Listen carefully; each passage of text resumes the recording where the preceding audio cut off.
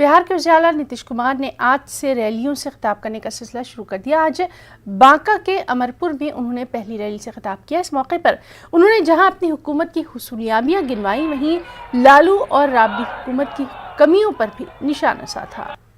मंच पर उपस्थित तमाम जदयू भाजपा के कार्यकर्ता साथियों और अमरपुर विधानसभा क्षेत्र के विभिन्न क्षेत्र कोरोना के चलते जो स्थिति उत्पन्न हुई है, ये आप सबको मालूम है। मार्च महीने से जो बिहार में भी इसका प्रभाव आना शुरू हुआ था और इसका नामकरण हुआ कोविड-19, यानी पिछले वर्ष के अंत से ही दूसरे देश में शुरू हुआ था। ये दुनिया भर में इसका असर और हम लोगों का भी असर है, लेकिन हम लोगों ने भी इसका पूरा मुकाबला करने की कोशिश की है, लोगों की रक्षा करने की कोशिश की है। लेकिन ये अलग किस्म की चीज है, इसके बारे में अभी तक दुनिया भर में इसका अंतिम समाधान नहीं निकला।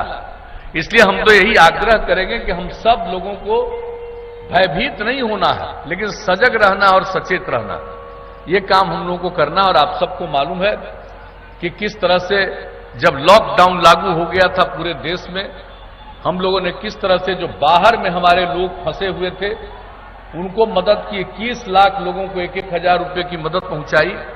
और जब केंद्र सरकार ने रेलगाड़ी के माध्यम से कोई दूसरे जगह के जहां फंसे हुए लोग थे उनको राज्यों में भेजना शुरू किया, उसका इंतजाम कराना शुरू किया, उसके बाद जो हमारे बिहार में कितनी बड़ी संख्या में लोग आए, रेलगाड़ी से 22 लाख से भी ज्यादा संख्या में लोग आए।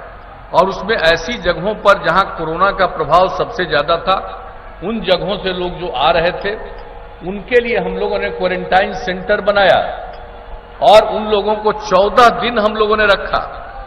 और आप जान लीजिए कि एक-एक व्यक्ति पर जो हम लोग रख रहे थे उनको एक-एक व्यक्ति पर 5300 रुपया 14 दिन में खर्च किया गया।